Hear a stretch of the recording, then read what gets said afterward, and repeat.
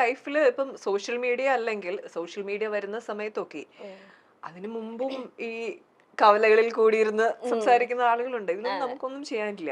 അത് ഓരോ വ്യക്തികളുടെ ഒരുപാട് ശബ്ദങ്ങൾ സ്വാതന്ത്ര്യവും അവിടെ ഇവിടുന്ന് ഇഷ്ടമാണ്. വരും മോളെ. നമ്മുടെ അവിടുത്തെ അടുത്തേക്ക് ഉപദ്രവമായിട്ട് വരുമ്പോഴേ നമ്മൾ ശ്രദ്ധിക്കേണ്ടതുള്ളൂ. അവിടെ ഇവിടുന്ന് ശബ്ദം കേൾക്കുമ്പോൾ നമ്മൾ ബഹളം വെക്കേണ്ട കാര്യമില്ല. അങ്ങനെ പോകും. അങ്ങനെ പോയിക്കൊണ്ടേ ഇരിക്കും. അറിയാവുന്നവർക്കറിയാം, അല്ലാത്തവര് അവരുടേതായ അഭിപ്രായങ്ങൾ ഇങ്ങനെ പറഞ്ഞുകൊണ്ടേയിരിക്കും. നമുക്കൊന്നും ചെയ്യാനില്ല. ശ്രദ്ധിക്കാതിരിക്കുക എന്നുള്ളതാണ് അതിനകത്ത് ഏറ്റവും. കൂളൊന്നും അല്ല ആക്ച്വലി അങ്ങനെ ഒരു വലിയൊരു വിഷയമായിട്ട് അമ്മ പിന്നെയും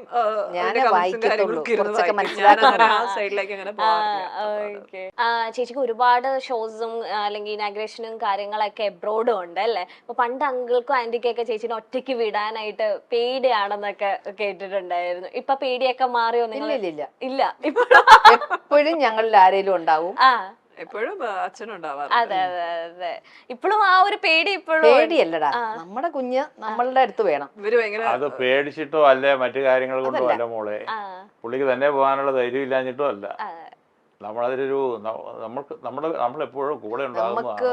അവർക്ക് അച്ഛൻ കൂടെ ഉണ്ടാവുന്ന അച്ഛന് സന്തോഷം, അമ്മ കൂടെ ഉണ്ടാവുന്നത്. അപ്പൊ നിങ്ങൾ രണ്ടും പോകുമ്പോ അമ്മയുടെ ഒരു 100 മിസ് കോള് കാണുമോ ഫോണില്? എവിടെ എത്തി? അങ്ങനെയൊന്നുമില്ല. പ്രോഗ്രാം ഇനോഗ്രൽ ഫംഗ്ഷൻ ആണെങ്കിൽ നമ്മൾ പോകുമ്പോൾ ഇടയ്ക്ക് വഴിയിലൊക്കെ വിളിക്കാം. നമ്മളെപ്പോഴും അങ്ങനെ കമ്മ്യൂണിക്കേറ്റ് ചെയ്യാറുണ്ട്. അങ്ങനെ മലയാളികൾക്ക് ഏറെ സുപരിചിതയായ നടിയാണ് ഹണി റോസ്.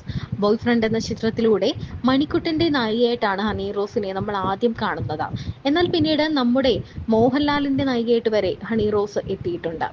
ഹണി റോസിന്റെ പല ചിത്രങ്ങളും വളരെ വൻ വിജയമായില്ലെങ്കിൽ കൂടിയും പ്രേക്ഷക ശ്രദ്ധ നേടിയിട്ടുണ്ട്. മറ്റുള്ള നടിമാരെക്കാൾ ഉപരി ഒരു ഹോളിവുഡ് ബോളിവുഡ് ലുക്കൊക്കെയുള്ള നടിയാണ് ഹണി റോസ് എന്ന് പറയുന്നത്.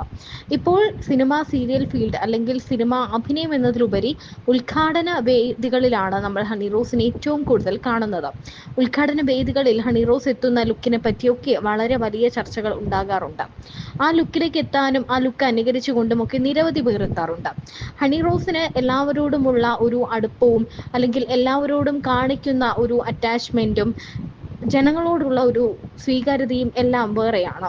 പല താരങ്ങളും ജനങ്ങളുടെ അടുത്ത് നിന്നും ഒരു അകലം പാലിക്കുമ്പോൾ പല ഉദ്ഘാടന വേദികളിലും ജനങ്ങളോട് കൂടുതൽ അടുപ്പം കാണിക്കുന്ന ഹണി റോസിനെ, എപ്പോഴും ചിരിച്ചുകൊണ്ടിരിക്കുന്ന ഹണി റോസിനെ നമ്മൾ കാണാറുണ്ട്.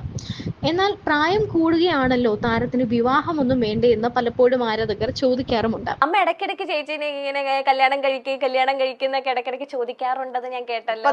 ഞാൻ എല്ലാം നിർത്തി. ഞാൻ വളരെ ഒതുങ്ങി മാറി നിൽക്കുക.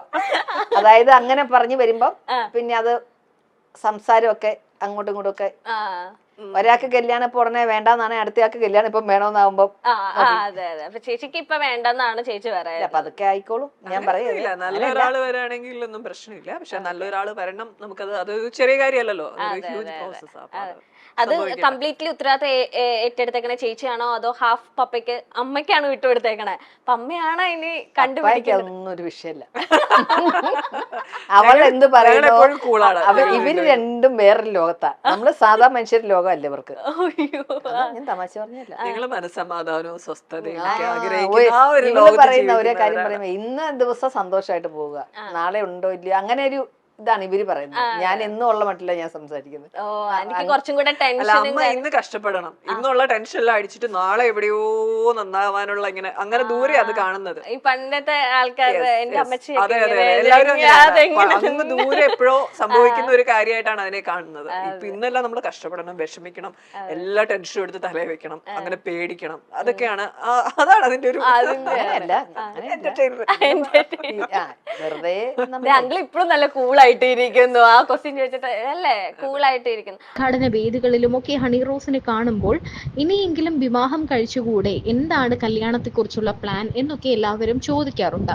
ഇപ്പോൾ 10 വർഷമായി തന്നെ കാത്തിരിക്കുന്ന ഒരാളെ കുറിച്ച് വെളിപ്പെടുത്തിയിരിക്കുകയാണ് ഹണി റോസ്. വിവാഹത്തെക്കുറിച്ച് കുടുംബത്തോടൊപ്പം തന്നെ ഹണി റോസ് ഉത്തരം നൽകിയിരിക്കുകയാണ്. ഈ ഉത്തരം തന്നെയാണ് സോഷ്യൽ മീഡിയയും ആരാധകരും ഏറ്റവും അധികം കാത്തിരുന്നത്. വിവാഹം കഴിക്കുന്ന ആൾ എങ്ങനെയായിരിക്കണം, എങ്ങനെയുള്ള ആളായിരിക്കണം, എപ്പോഴായിരിക്കും വിവാഹം, അങ്ങനെയുള്ള കാര്യങ്ങളെ കുറിച്ചെല്ലാം ഹണി റോസ് മനസ്സ് തുറന്ന് സംസാരിച്ചിരിക്കുകയാണ്. അങ്കിൾക്ക് എങ്ങനെയുള്ള ഒരു മരുമാനെ കിട്ടണം എന്ന് ആഗ്രഹം? അങ്കിളിനെ പോലെ തന്നെ കൂളായിട്ട്. അതൊന്നും ഞാനിപ്പോ പറയില്ല. വരട്ടെ വരട്ടെ, പ്രാർത്ഥന മാത്രം അല്ലേ? നമ്മൾ എന്തൊക്കെ പറഞ്ഞാലും അതെല്ലാം നമുക്ക് കുറെ കാര്യങ്ങളൊക്കെ ഇങ്ങനെ വരാനുള്ളത് അത് കൃത്യമായിട്ട് ഇങ്ങനെ വന്നോണ്ടേ ഇരിക്കും. എല്ലാം ദൈവം. ആശങ്കപ്പെടേണ്ട കാര്യമൊന്നുമില്ല. സംഭവിക്കാനുള്ളത് സംഭവിച്ചേ തീരൂ. അതെ, സമയമാകുമ്പോ എല്ലാം നടക്കും അല്ലേ? സമയത്തിന്റെ ആ ഒരു കറക്റ്റ് ആകുമ്പോ നടക്കും. ഏറ്റവും കൂടുതൽ ഫൈറ്റ് ഉണ്ടാക്കാറുള്ളത് അമ്മയായിട്ടാന്ന് തോന്നണം അല്ലേ? എല്ലാരും തന്നെ സ്വാഭാവികം. അച്ഛൻ, പെൺകുട്ടികൾ എപ്പോഴും അപ്പന്മാരോടാണ് കൂടുതൽ അടുപ്പം അല്ലെ? എന്തെങ്കിലുമൊക്കെ കുശുമ്പൊക്കെ ഉണ്ടെങ്കിൽ അമ്മമാരോടാ തീർക്കാറ്. അങ്ങനെ അമ്മയായിട്ട് വഴക്കിട്ടിട്ട് എന്താ? അങ്ങനെയൊന്നുമില്ല. ഞങ്ങള് ഈ വീട്ടിൽ വഴക്കുണ്ടാവണമെങ്കിൽ അത് ഈ ഭാഗത്തുനിന്ന് മാത്രമേ വഴക്കുണ്ടാവുള്ളൂ. എന്തെങ്കിലും ഒരു അഭിപ്രായം വ്യത്യാസം അങ്ങനെയൊക്കെ വരുന്നത് ഇവിടുന്ന് ഒരിക്കലും ഞങ്ങളുടെ ഭാഗത്തുനിന്ന് ഒരിക്കലും വരില്ല. വരത്തില്ല. ഇവര് രണ്ടുപേരും സൈലന്റ് ആണെന്നാണ് ആന്റി പറയുന്നത്. ഇവര് പറയുന്നത്, ഞാനല്ലല്ലോ പറയുന്നത്, അവര് പറയുന്നല്ലോ. അതെ, തൽക്കാലം ഞാൻ ആന്റിയുടെ പങ്ക് കൂടാ. അങ്ങനെ വഴക്ക് കൂടിയിട്ടാണോ ചേച്ചി ഒരു ദിവസം ബാഗ് ഒക്കെ പാക്ക് ചെയ്ത് ചെറുപ്പത്തിലെ? ചെറുപ്പത്തിൽ എന്ന് പറയുമ്പോഴേ കൊച്ചു കുട്ടികളും കുറച്ചുകൂടെ ഒക്കെ ആയാലും നമ്മൾ പറയുന്ന വലിയ ഇത് പ്രശ്നമായിട്ട് ഇവര് മനസ്സിലാക്കും. അതേസമയം ഇവര് നമ്മുടെ ഏജ് ഒക്കെ എത്തിക്കഴിയുമ്പം ഇത്രയും നല്ല അമ്മ ഇല്ല, അല്ല ഇപ്പോഴല്ല ഞാൻ പറയതേ, ഇത്രയും നല്ല അമ്മ ഇല്ലാന്ന് അവര് ചിന്തിക്കും.